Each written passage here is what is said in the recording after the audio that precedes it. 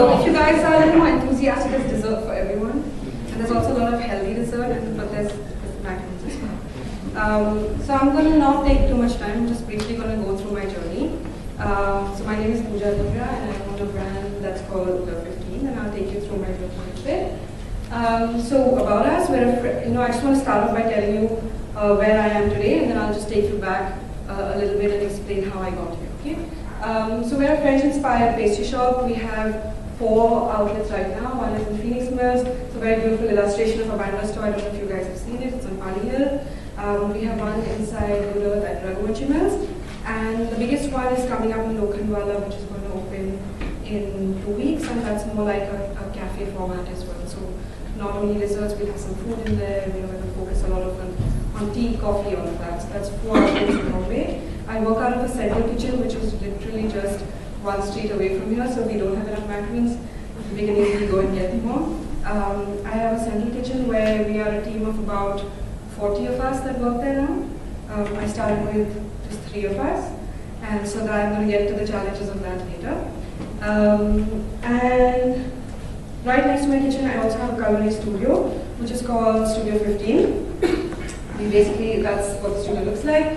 We teach hands-on classes, so we teach everything from cupcakes, macaroons, if you want to learn how to make sushi, if you want to learn how to make Sindhi food. We have a different class, a different chef every single day, and we also teach.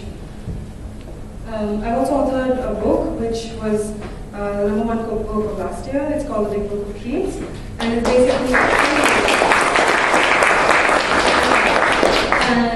it's basically a really simple book about how anyone can bake from home, and I'll get to that as well. A little bit of home reading. Firstly, before I start, I must apologize because I made a PowerPoint presentation after 8 years after leaving college. So this is a lot of. I mean, I work in the kitchen around chocolate all day, so we don't really get close to the computer. But my 19-year-old intern has helped me put this together, so please bear with that. So this is just a little bit about my story from the beginning. So I am a Bombay girl, born and raised here. When I was 18, for some reason, I thought I should become a lawyer.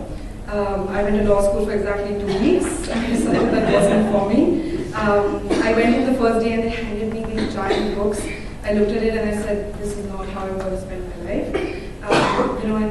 Circumstances were such that, luckily or unluckily for me, my brother was doing a finance course in the UK, and he was really unhappy there as well.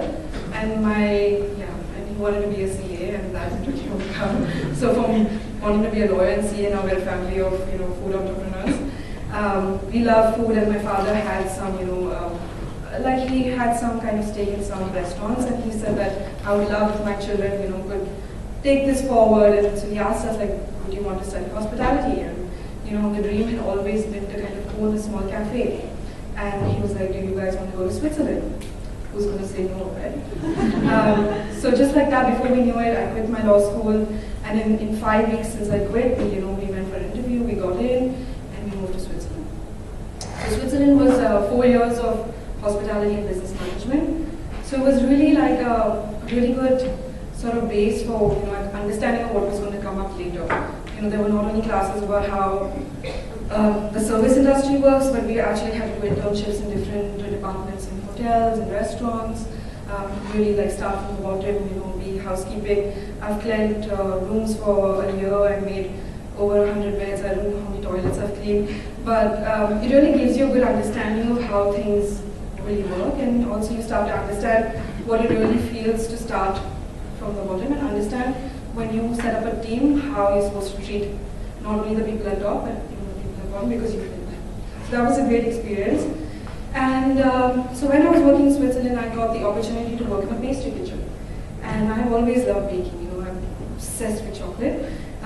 So when I went into the pastry kitchen and my chef showed me how to bake these brownies, and just being in that space and being around, I mean, it's wonderful being in the kitchen. And the great thing is that you get to see your work come alive in a matter of 3 hours. You start with basic ingredients, and then you work with them, and after that you have this amazing result. And you get to see your work, which I think in most jobs, you can't really see what you're doing till much later. And so I thought, okay, let's try and specialize in this. So I come back home to Switzerland, and my father's already spent a lot of money to send me for 4 years. And so he's like, oh, finally you're back, get a job at a hotel, all of that. I wait for 2 weeks, and then I start like, I think I want to specialize in pastry. Will you let me go? I want to go and study in Paris. I researched everything. I found the best culinary school in Paris, and I said, I'd really like to go there. And I went to him, I was 21, and I had to really convince him. So I went to him and told him, look, this is my plan. I'm going to go to culinary school. I'll come back, I'm going to set up this shop, and it's going to be, it's going to be this and that, and I told him everything about it. And my friends in school told me that they think that I can sell ice to an Eskimo. So that's what, so I kind of managed to convince him and told him that I really want to do this. And he believed in me, so he was like, okay, I'll give you 1 more year. So I moved to Paris, and I went to Le Cordon Bleu, which is one of the best culinary schools. And that was kind of, for me, life-changing. Because even though we feel, pastry, and I, loved eating desserts in Bombay, but before I moved to Paris, I didn't know what a macaron was. I lived in Switzerland and I didn't know what a macaron was. So that's me in culinary school, very young. And yeah, so that's where the whole, how many of you have had macarons? Okay, half of you, not bad. Not bad. Everyone will have had one by the end of today. But yeah, so I went to, I'm in Paris, it's my first week. My best friend from school in Switzerland is studying with me, and she takes me to this party. And I go there, and so in France, the first, you have to kind of speak French to them, otherwise they're not so nice to you. But I think after a few bottles of wine, everyone was really, really nice. And they started talking to me, and they were like, oh, you're studying pastry in France. What is your favorite macaron? And I just looked at them blankly, like, what is a macaron? I've never had one. And they were shocked. They were like, you studied French pastry in France, and you never had a macaron. The next day, they took me to this pastry shop, which is called, Runway, which is the best pastry chef in all of France, to me, in all of the world. And I'm standing there in line, I'm like, what is the fuss about this, right? It looks like an ordinary cookie to me. Like, why are they so excited about it? And I go in, and it's like, it was almost as if someone was selling jewelry. Everything was, there was a line firstly coming out the store, so I had to wait 15 minutes to get in. I got in, and the handlers were wearing gloves, everyone was picking out macarons one by one. I couldn't believe, they would fuss so much about the dessert. And I walk out, and I still remember, very expensive, almost €2 for one. I come out, and I ate my first macaron, which was a passion fruit macaron. And I bit into it, and then I know it sounds stupid, but it was really like, at that minute I said, this is it. I ate it, and it was like mix of chocolate, mix of there's the sweetness in the chocolate, the passion fruit had this sour flavor, it was just something my palate was not used to. And the idea kind of started that, okay, this is what I'm going to do. I'm going to move to India, and I'm going to start making macarons. And then questions started popping up, like, why isn't it already available? It's such an old dessert in France. Like, we have so many brownies, cupcakes, cheesecakes in the city. Why don't we have any macarons? So I was like, is it difficult to make? Is that why people don't make it? Are the ingredients easy to make? And only when I would move back did I realize that it was the weather, the ingredients, combination of things to why people hadn't done it. But I said, this is what I'm going to do. If it's going to take me 60 failed recipes and a lot of wastage, I'm still going to do it. So a couple of my friends from culinary school were kind enough to move to Bombay with me. And for 6 months, we worked out of my home kitchen. My mother was not very happy. And we decided to perfect our macaron recipe. And it all just started from there. We said, okay, I was 23 years old when I started. So we just completed our 5th anniversary last month.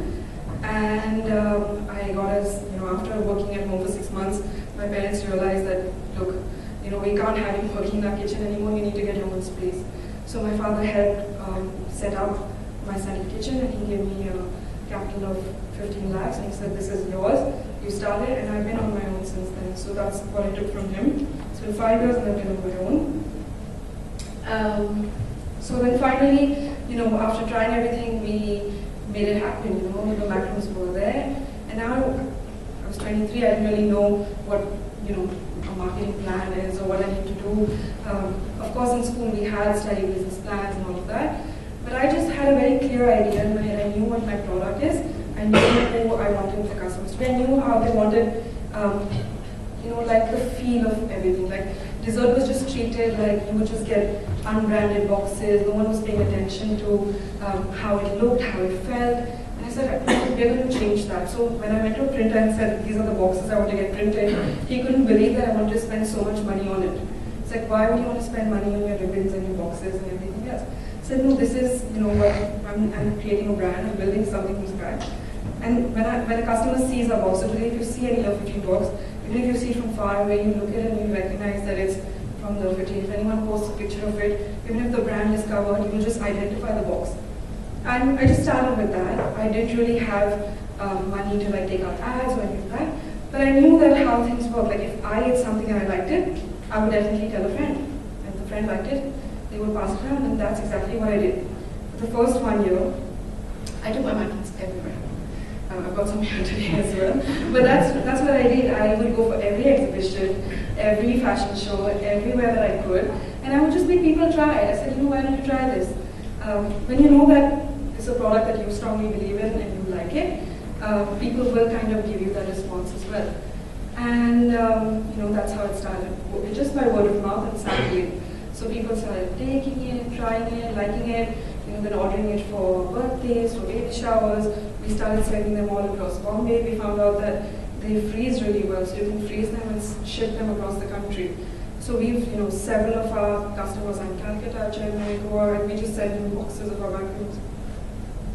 And of course, when you're starting a business and you're 23, you don't have any other. When I started, we didn't really have, Twitter and Instagram weren't that big. It was all Facebook. And I would just do that. I would be in my kitchen baking something. It was really not a very evolved thought process. It was just like, I'm making a cake. It looks pretty. Let me put up a picture on Facebook. Started like that. And then I would have people call me and say, in that album, that cake, this is what I want. And it just started, people started sharing it, and it was just simple because I think food is so visual that all you need is a couple of pictures. That's why I think Instagram works really well for us. Because again, it's a very visual process. We have people who take screenshots from my Instagram and send it to us and say, I want this cake that you posted 2 years ago. I'm like, what are you doing with your time?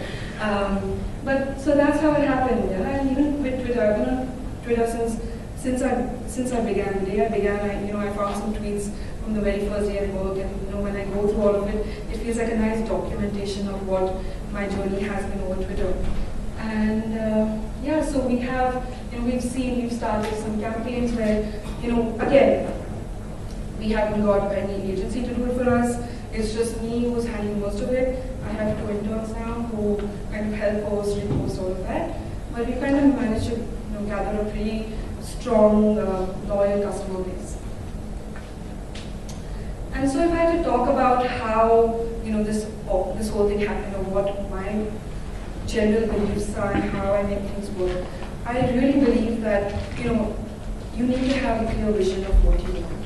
So whatever it is that I have people who come and tell me, I want to start a business, but it can be this and that and that. And I say, you need to know exactly what you want to do. And that's the only way to kind of take it forward. For me, when I started, I didn't really have a business plan, but I had a clear vision of what I wanted.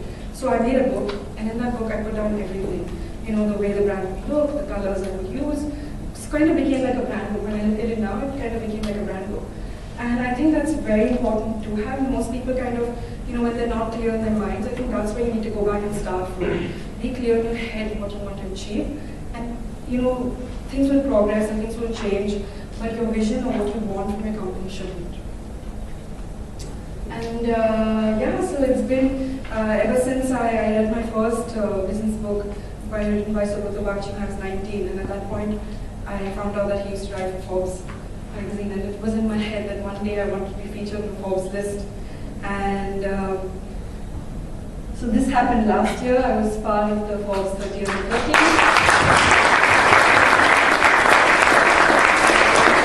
And the next list is 40 billionaires under 40, so hopefully, you could try for that list, I don't know. And then it was constant working of trying to be the best that you can, always believing in your product, and then people will obviously see that, okay? So while all of this is happening, I come from a family that really believes in generosity and believes in being socially responsible for those around you. And I speak to a lot of startups, and I speak to people who are starting up, and they always tell me, oh, but we don't, we're starting up, we don't have money right now. When we have money, we will surely do something with it. And I think that for us, even when I started, when I didn't have anything at all, if someone would call me and tell me, we're this foundation, and we just need lunch boxes. So even if I was losing money, I would just make lunch boxes and send it to them. And I think that is so ingrained in our culture of giving right now. And I strongly believe that the more you give, the more you receive. And it's just worked like that for us. And now, every year we do that. We try to find an organization. Last year, our goal was to collect 1,000 meals for Save the Children in India. And again, I put it up and I said, this is our goal. Like, it's very easy. So you just buy a cupcake from us. Every cupcake that you buy will be one meal for a child. And the goal was just 1,000. And we touched 1,000 really fast. And then I got a call from someone and said, oh, what's your goal? And I said 1,000. He's like, oh, I'm going to match that. And eventually, by the time we gave it to them, we had really reached like 5,000 meals that we could give. And I think it's so important to just have that ingrained in your culture. And another thing, learn to ask. I think it's very important to put out what you want. My mother is a big believer in this. And so she told me, oh, what do you want to ask the universe for it? I thought, this is ridiculous. So as most people would do, I went to our universe, Facebook, and I put it out there. I said, this is in 2012. And I just said, yeah, I would love to write a Love 15 book. My mom says, put it out in the universe. And please do your thing. This was like 26th November. And within two hours, I get an inbox message from a friend who was working at Elle magazine. And she says, oh, I promise you, yours is going to be the first book I commissioned. I couldn't believe it. Like within 2 hours of just saying that I wanted to do it, it was happening. And just like that, she joined in Feb, and she's like, Pooja, and she's my editor and my friend, and she published my first book for me, and she's doing my second book for me. So I just think that it's very important to not be afraid to put out what you really want and ask for it. Not necessarily on Facebook, but in general, just know what you want. So, very interesting, that's me, yes. What I want to talk about now is a little bit about how when you're growing your business and you're doing, so Love 15 is in its 4th year and the business is doing great. I have 3 stores, a book, a studio, all of that, it's amazing. But in the whole thing, I feel like I've kind of neglected my health. I feel like being a chef is not easy, standing on your feet all day is not easy, you're around chocolate all day, so you're kind of not eating right, and it started affecting the way I started feeling.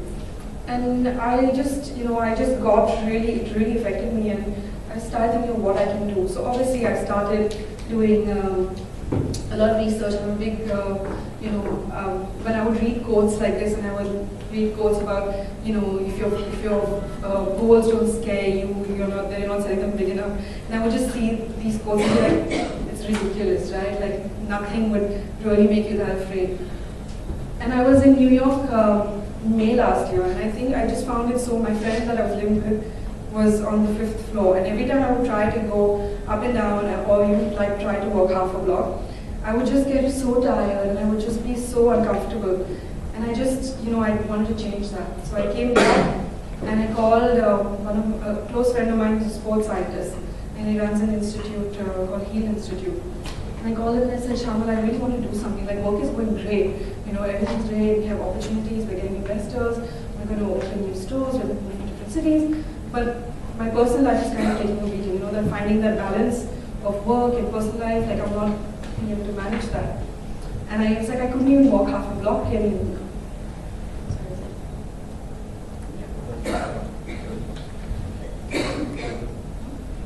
Okay, so I couldn't even walk half a block when I was in New York. And he was like, okay, start. So they have a center in Overhead. He's like, start training with us. So he's like, we're going to start training for the marathon. And I looked at him like as if he was completely crazy. I said, you're telling a person who can't even walk half a block that you're going to train. He's like, no, the full half. And I'm like, okay, that makes it better, only 21 kilometers, right? And he's like, just have faith in me, I'm going to make this happen. So I started training with him, and I saw the way I work started changing, because I went to Heal every day. I started running almost 3 days a week. I got a running coach who the first time I met made me cry, and he was terrible, like a school teacher, but he's one of my closest friends now. And slowly the way I started working changed, and what I wanted to do with my brand. kind of started. I feel like people should use their personal journeys and what you're going through into your business. If you try to just, try to follow cookie cutter kind of model, or if you see, oh, someone's opened a cupcake shop that's doing really well, let me open a cupcake shop too. There's only that much that you can do and that much that it will last. But if you really look internally and ask yourself, oh, what is it that I'm really passionate about? What is it that I want to change? And if you start looking at your life and start, evaluating the things that you like and do and apply that to your business and your business model, amazing things will happen. So in Jan this year, I did run half the marathon. And that led to the birth of a new health brand. So now I have some of that for you to try later. But we've come up with, Silver 15 has come up with a new health brand which is called Jump. It's basically to give you that energy. Because when I started training, I obviously couldn't eat everything that I was making, but I still had very little. Oh yeah, that's out of marathon. I still had, a sweet tooth that I needed to fill, but I wanted something that is going to give me energy and keep me going through the day. So that's where Jump comes up from. The idea of Jump is, again, I started training at here and I was the only non-athlete there. So I'm training with the Indian Kabaddi team and the tennis players and all of them. And I started observing the way they train and the way they work. And I asked them, like, what would you like? What is something that you would eat guilt-free? And that's where the idea of Jump came about. And so now we have collaborated with designer Masaba Gupta, who's done our packaging for our first Jump box. It just started retailing 2 weeks ago, and it's sold out every day because there are a lot of people like that who want to eat something sweet and they wanted to add value to their daily nutrition. And we also do cakes that are gluten-free, grain-free. And if you asked me 5 years ago when I was, typically French-trained pastry chef who believes that butter is the best thing in the world, and you're going to add butter into everything. If you asked me, oh, would you consider making something not only without butter, but without sugar, without flour, I would just laugh at you. But that's the progress that has gone into Jump, which is some of the products that we do. So we do raw vegan brownies, we do, these are like fudge balls, you can try some later. And yeah, so this is where I'm at today, just to get your appetite going a little bit. The future looks like I was saying, the 4th store is opening up in 10 days. I'm very excited about that. I'm also writing my 2nd book, which is going to be, again, just this kind of story of how I started, and it's going to be aimed at, startups and entrepreneurs. And the whole, when I started working for Jump, I was spending so much time working on recipes. And one day I just, I shut all of them and I said, I have so many recipes and so much research, I can make this a book. I was like, hey, why don't I? So the 3rd one that we have already started on is going to be like a healthy desserts for the Indian kitchen again, because when you buy books from abroad, you don't get tapioca flour and this starch and that starch. So we have things like rajma brownies and things that you can actually make. They're really good. Don't make that face. They are really good. Like if I would give it to you and not tell you there's rajma in it, you would never believe it. But yeah, so that's where we are today. And hopefully, if things go right, I'm not allowed to speak about it yet, but if we do, we're going to tie up with somebody and probably change the way baking is seen in India. So, get into ingredients, equipment, and be like before and so forth. Thank you. Come on,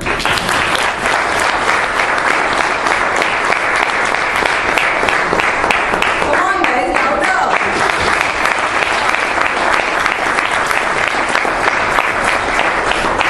Any questions? You can have a seat. I can stand. You can stand. Yes? What's the gluten-free? Why gluten-free? Like people who don't have celiac disease, they don't need to. They don't need to, but there was nothing for people who had it. So we have our gluten products.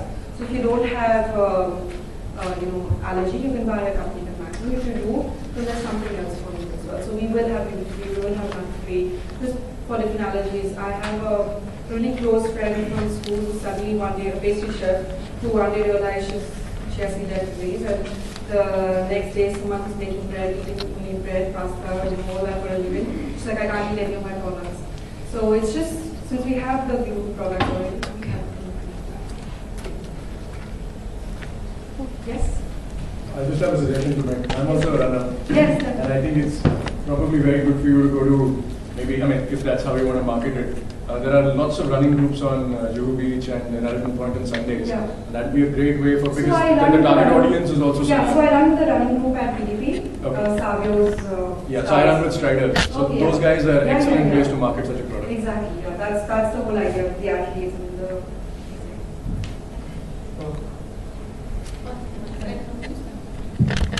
Hi.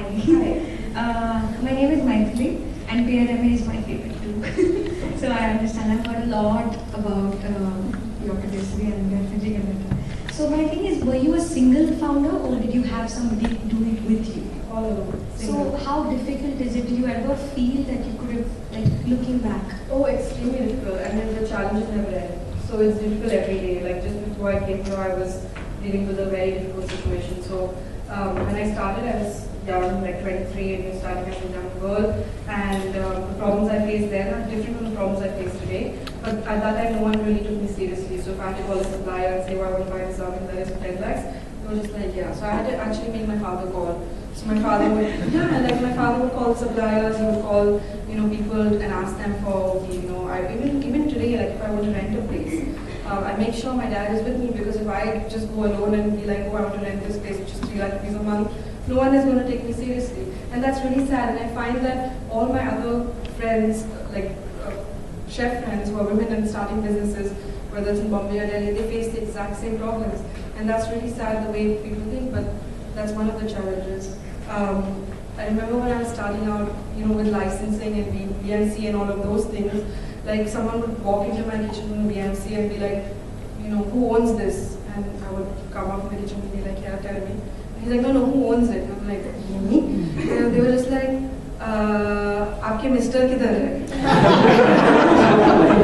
Mister नहीं है, क्यों of हो गए? Is that if for a woman to do well, like you really need a mister, you can't do it yourself. Like the mindset is such, So those are the initial challenges, and they never go away. So then it's your simple growth when you're starting. You have a small team to set it up with food, quality, setting standard recipes, following that through, training staff. I mean, issues are endless. All will be my work. So, as a food entrepreneur, Yes.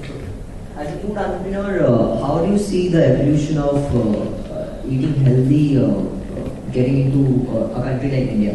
Especially, you have started with a brand which was more into desserts, which is more guilty to the size of the product is very small. People do not actually say I'm indulging too much into fats or sugar.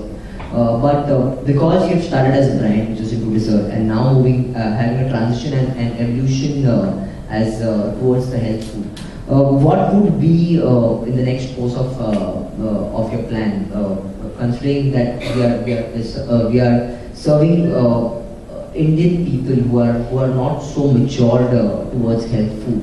I'm saying this through my experience as a health food entrepreneur. But you'd be surprised. I mean, like our clientele is such. Right. Most of them are young women conscious of what they eat, and all of them do the same thing. So things like what we're saying is we're not replacing your dessert, we're not replacing your cupcake or macaron. When you have a celebration, you're still going to get a really nice chocolate cake. Right. But we're giving you something to put in your bag, so when you're going through the day, just doing your daily things, and you're hungry and you want a snack, you'd rather reach for a jump fudge ball or a granola bar or a protein cookie rather than going in for something else full of sugar. So we're kind of saying that this is not an alternate to what we're serving. We're saying this is in addition to your daily nutritional plan. But how do you foresee the entire healthy eating culture in future? I mean, one of my really good friends just opened a salad bar, a restaurant called Bombay Salad Co. A few months ago, and you have to go in there to see the craziness. I waited 45 minutes to get a salad yesterday, and I was just standing in the corner, just like observing. But it is incredible, and the amount of not only people who come there to eat, but the takeaways. I think half their sales are in takeaways, so everyone around that area is just ordering in salads. And I think that's become a great option for people, and you are seeing that change. Like you have runners and you have athletes who will obviously eat dessert when it's like celebration or they want to indulge. But you need to find something that's sustainable on a day-to-day basis, and I think that's really changing. There are so many health and dessert bakeries now as well. And I'm seeing that change. And I think Awesome. it's Thanks.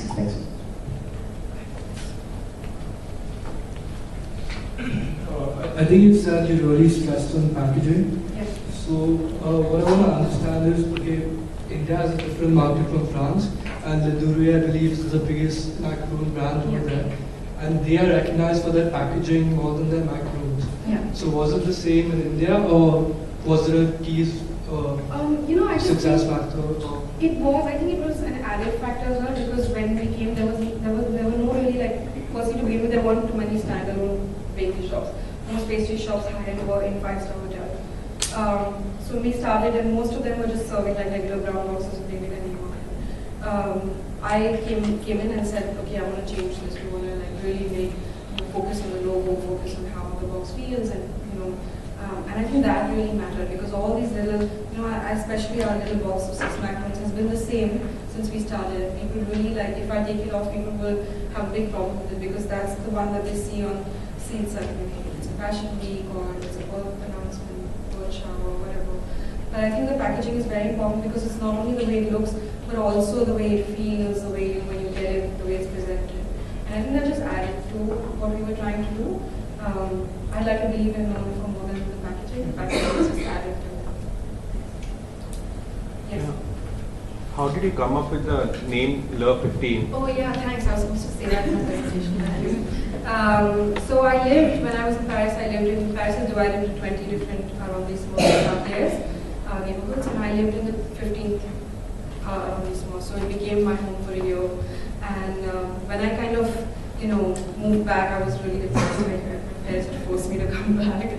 But I really loved being in the 15th. I loved my, my neighborhood, my metro stops, my bakeries around the corner, my grocery stores. So they really were like my home away from home. So when I moved back and I thought of opening, I said, okay, this is what I'm going to do. I wanted people to have the same sort of feel or emotional experience when they eat a product from us that I had when I lived there. And so the name just came from there. I wanted to know which marketing avenues are you trying right now? Which ones are giving the good results, and what are your future plans?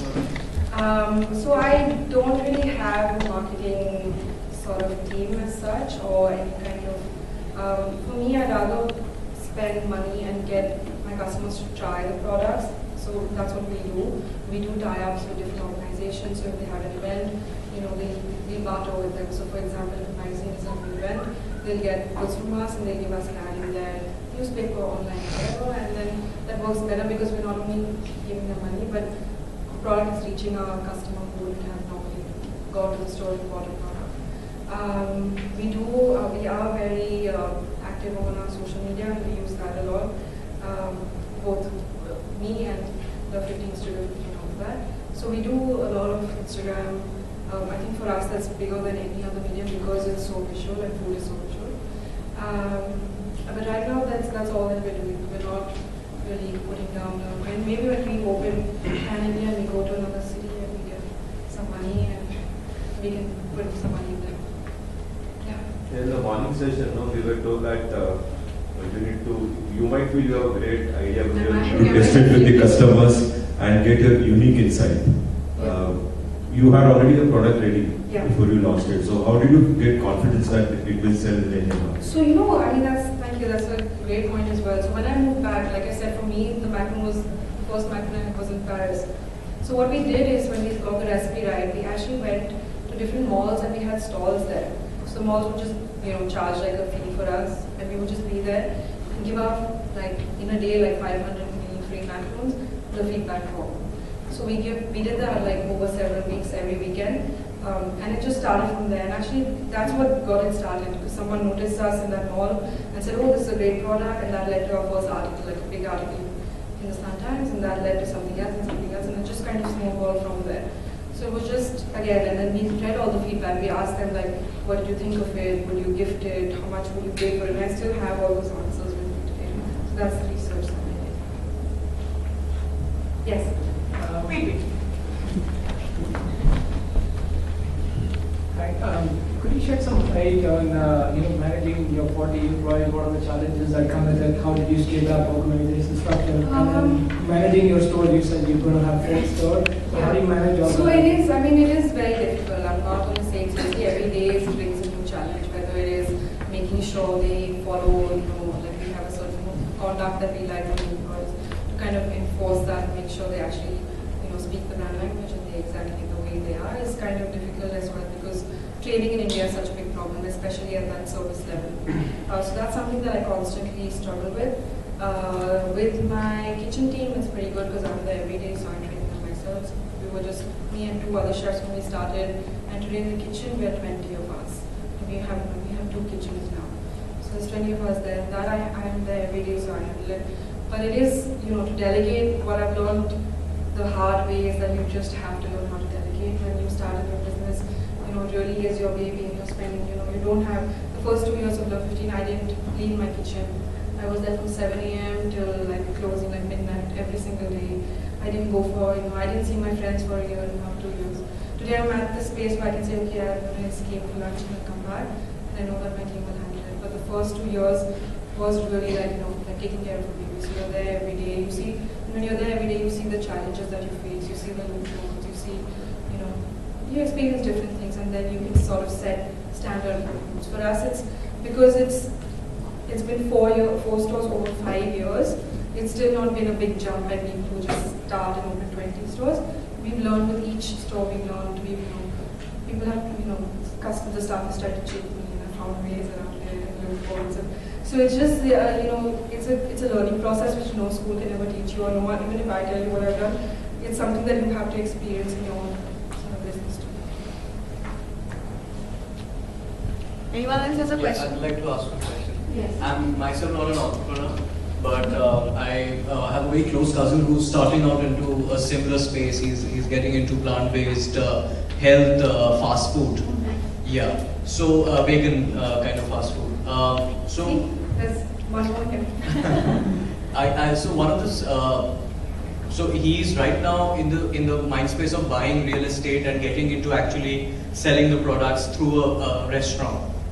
What I wanted to ask you was, going back to your days when you actually started it, do you think, because that's what my advice to him was, to create first the buzz around the brand by the stalls and the, giving out samples, and so do you think having a central kitchen first and then maybe supplying through deliveries through a web app or through a mobile app, all those things are important first to do it rather than sinking costs into real estate in the beginning? Yeah, I think the thing is that in the last 5 years the market has also changed a lot. Like when I started 5 years ago, there wasn't really that much of a risk because there was nobody else doing it. If someone wants to start today, there's so much in the market that already is in for health food. There's a lot that there is. If there is a way to cut your costs in the beginning and instead of buying would be ridiculously expensive. But it's an investment. Yeah. So if you have your property and you just want to experiment, it doesn't work, your property is still with you, that's great. If you're taking something and you're renting it, and if there's something that you can manage out of home or a smaller space before going in and see how the market is, because like he was saying, you can speak to him later, he's into the health food market as well. It is slightly risky in the beginning and you don't know how people will take to it. So you want to just test the waters a little bit, do a little research there, and then if you feel like there's great opportunity in this, then definitely go on. Just a follow-up question. Do you come from a background, from a business background, in the sense that you have that kind of capital at your disposal, or did you go out into the market and look for partnerships? Or? No, I didn't. My family supported me, like I said, and I grew up with a father who's kind of set up his own business. He's not that much in hospitality, but I've kind of seen how he works and grown up with those kind of things. Like he'll see a business opportunity. Like we were on a trip to Switzerland and he saw how many Indians were coming there. Indians hate to eat any other food than Indian food. He's like, let's open an Indian restaurant here. I'm like, we are not motivated anymore to open an Indian restaurant. So I kind of grew up with that. Yeah. Thank you so much. Yes. There have been quite a few co-branding initiatives that you've been a part of. Yes. So what what thought process do you go into while selecting a brand who approaches you to create something for them? So what are the criteria that they would have to match? For most of them, like I said, like my business is still very run on my instincts and kind of my personality that goes into it. So if I think that there's something that is, that's a good match in terms of how the brand thinks, how the brand is, and if we have a good kind of synergy, then I would go for it. So there's nothing really, there's no like fixed sort of system that you have to match these criteria. Like if I meet a friend and he's doing something great, then I said, why don't we create a line of boxes for us for the 15. We did that in fashion. We started 3 years ago, and Nachiket Barwe did a line of boxes for the 15, which did for the Diwali, which did really well. We just did Sava's done our boxes for the John collection. And again, it's just someone just has to believe in what you're doing. So it's as much as it has to work both ways. So the collaborations, and also like when you're doing the same thing in a day in and day out, you have to, I'm a person that gets bored really easily. So I wouldn't do if I'm doing something. I'll probably be doing 50 things at the same time all day. And so if I'm, working on book or working on this, I want that excitement of, and that's the only way to keep that passion alive. Because if you do it the same thing 5 years every day. Yes.